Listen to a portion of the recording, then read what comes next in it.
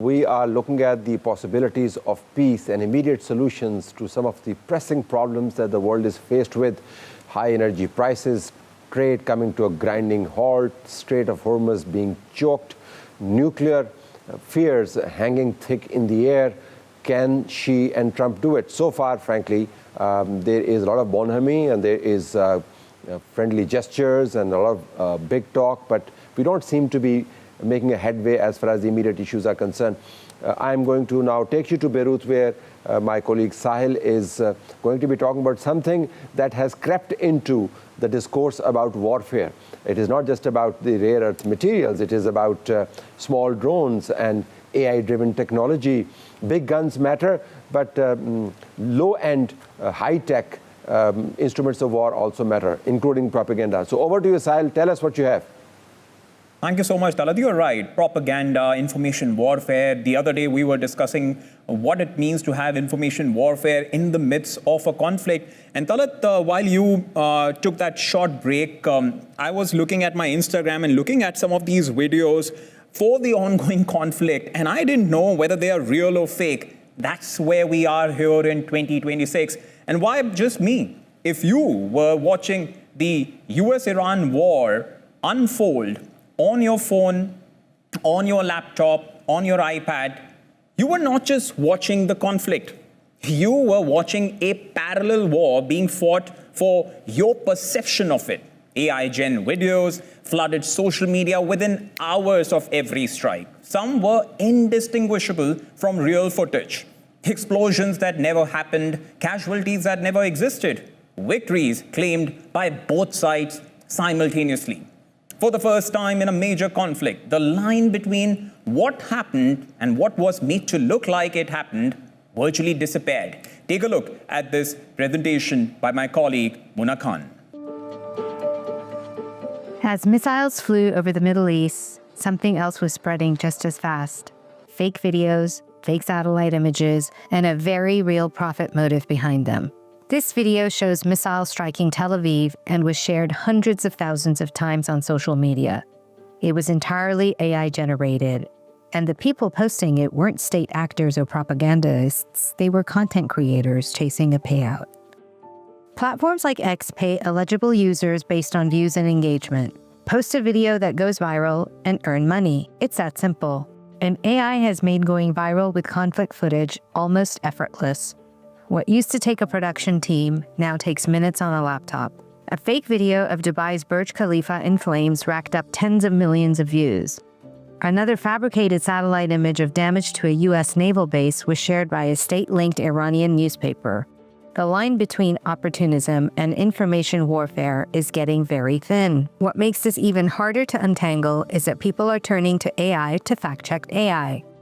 When viewers used X's own chatbot, Grok, to verify some of these videos, it told them the footage was real. The very technology people trust to cut through the noise is amplifying it. X has now said it will suspend creators who post unlabeled AI conflict footage. But critics say that misses the point entirely. The problem isn't the label, it's the incentive. Engagement and accuracy, as one researcher put it, are fundamentally at odds. And right now, in this war, engagement is winning. Missiles and drones we have long understood, but what that report from South Era Networks, Muna Khan, makes clear is that the most destabilizing weapon of this war may have been a laptop or this mobile phone or this iPad right here. Joining me now is Lija Zhang, columnist and political activist. She joins us from London. Also with us is Aldar Mamidov, foreign policy analyst. He joins us from Latvia. Lija, let's start talking about, a short while back, I was reading the transcript you sent to me of an article you're working on titled, How Trump Changed the Way China Sees America and Itself. I think that applies to each and every country, even across South Asia. In fact, I often say that just like BC and AD, when our future generations would read our part of the history, they'll always see it as BTD and ATD, before Donald Trump and after Donald Trump. Would it be correct to say that for decades, many Chinese viewed America with a mixture of admiration and awe, but that psychological gap has narrowed dramatically? Absolutely. I know China has been fascinated with America and its president, and particularly Trump. And when Trump first came to power back in 2017, people felt relieved. And in fact, some people liked it because compared to Hillary Clinton, Trump, he didn't care about human rights. He doesn't care about human rights, like Hillary Clinton, and he's supposedly good business. So people really liked it. But this amusement and some fascination have turned sour after Trump launched the trade war with China. So most Chinese people feel that China had gained upper hand. So this image in China, for many decades, China viewed America with envy and admiration. But that image has been shattered by Trump, because of his, I should tell you that many people in China call Trump, he got a Chinese name, Chuan Jianguo. Chuan is Trump's translation roughly in Chinese. Jianguo is a hugely popular Chinese name, meaning building China. So Trump is called Trump, the nation builder. So people are laughing, saying that Trump is making China even greater. Eldar, to you now. You have been a former diplomat. And as a former diplomat, from the area which has long been exposed to Russian information operations, have you seen psychological warfare evolve from traditional propaganda into today's battlefield of memes, trolling, networks, viral videos, and algorithm-driven narratives? Yeah, and that's a problem that is clearly expanded throughout the European Union. We see attempts to, interfere in elections to the benefit of certain candidates that are perceived to be more friendly to Russia. But I think this trend has also engendered a countervailing movement that also has to concern those who really value free speech and other liberal values. Concretely, I mean that some of the narratives that don't fit in the political preferences of the ruling elites in most EU countries, which are, let's say, broadly on the liberal, centrist liberal spectrum, they're immediately labeled as Russian operation, propaganda influence operation. And there's even a new term that has been circulating lately, cognitive warfare, which is conveniently vague and unfalsifiable and could mean everything and nothing at the same time. So I think there's a very fine line to be respected between the absolutely legitimate and necessary urge to fight disinformation, fake news, and all sorts of illegitimate interference. But there must be a wall separating this urge and these priorities from protections of the free speech, which could express itself in opinions and positions that are counter to those defended by the governments in place in Europe today. Eldar, it's interesting that you spoke about cognitive warfare, because that's really about how to manipulate the decision-making of policymakers, of governments, and also when it comes to manipulating the common men and women. And I have been doing fact-checking since 2016. It used to be so easy, say in 2020, to distinguish between what was fake and real. We had physical cues. We used to observe how one would blink or how hands would flow from one place to another. But now it's so difficult. Lija, to you now, you often describe yourself as a bridge between China and the world. Viewers of South Era Network remember you appearing on the show and talking about it. Now, in today's conflicts, where narratives spread through memes, hashtags, viral videos, online trolling campaigns, How do you see technology changing the way states shape public opinion, both domestically and internationally, given especially how China has its own vibrant, intrinsic, indigenous social media? Indeed, China has its own specific situation. So the flow of information is very much controlled. So the government tolerates some, less, they also manipulate people. I mentioned that Trump has made Chinese people more confident. He fueled nationalism, made China more confident. That confidence also partly thanks to the propaganda. For example, in the social media, there's a hot term called kill line, 斩杀线. It's kind of basically a fatal threshold. The government frequently feeds people information and image, talking about how so many ordinary American people are struggling and, people suffering from extreme poverty, violence, and also, terrible drug abuse. You often see image of people, people lying dead or half dead in the street. So the government Chinese government is very, very good in using propaganda, manipulate people's impression. Interesting. We have exactly about 4 minutes left for this discussion. So I'll ask a question to you, Elda, and then possibly try to get some final comments from you, Lija.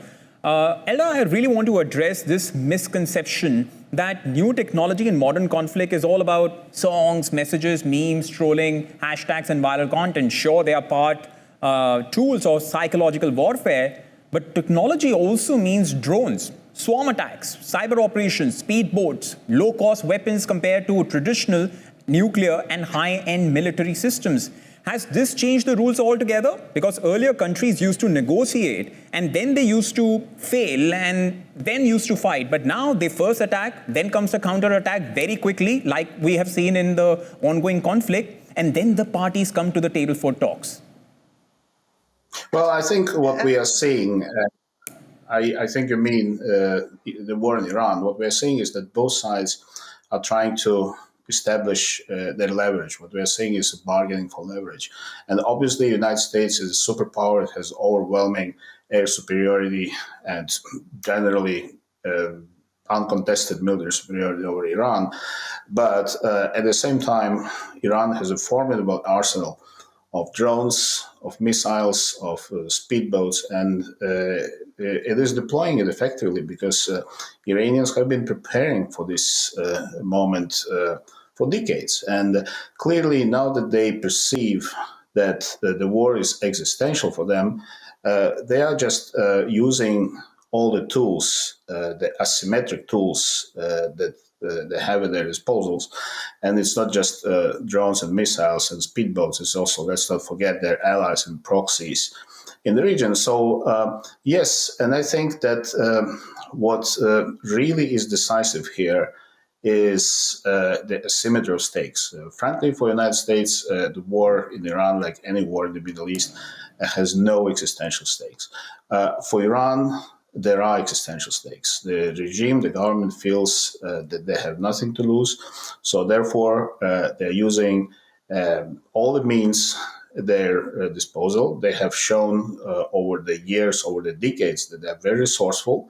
They are acutely aware of their conventional inferiority, but they are very resourceful in terms of leveling the field by developing those asymmetric means. And it could be said that so far they have been reasonably successful. The regime is still there. The United States and Israel have not achieved any of their stated goals.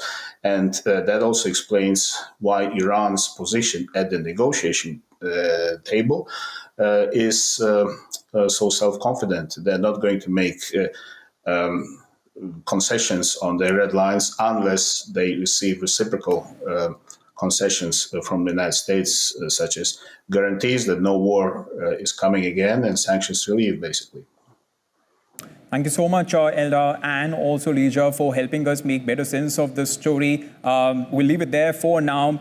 Talat, it seems from this panel discussion, it's clear that the psychological warfare and rules of the war have changed. Last year, I was working for the University of Missouri. We were trying to build an AI tool that distinguishes between deep fakes and the real ones.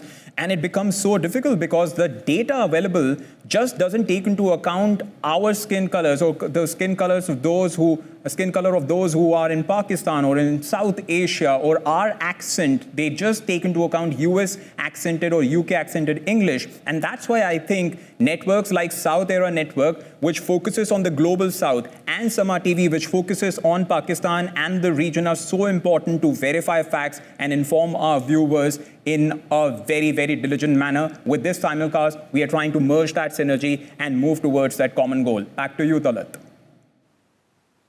Thank you so very much. I couldn't agree more with you. I think the game is old. The tools have changed. It's Goebbelian to begin with, but at a much larger scale. And you talked about technology being used by snipers, as I call them, who sit at a distant, unknown, and hit you with fake news. But we also have to spare a thought for propaganda that seeps into the mainstream. I was looking at the CBS news regarding some Iranian planes that have been sitting in Pakistan away from American gaze. And the story actually made it to a congressional committee hearing, and Pete Hegseth was asked questions regarding that. And then you more recently have the news that came out of Israel about Netanyahu's secret visit to UAE, which UAE denies. And then there was another news about Saudi Arabia secretly attacking Iran, meant to essentially create further dissensions within the Muslim world. So, there are these mainstreams of propaganda as well, but you're right. We have the tools available, and we have the determination to, sift fact from fiction, and it's very important to have debates like these. Thank you very much. This was really insightful.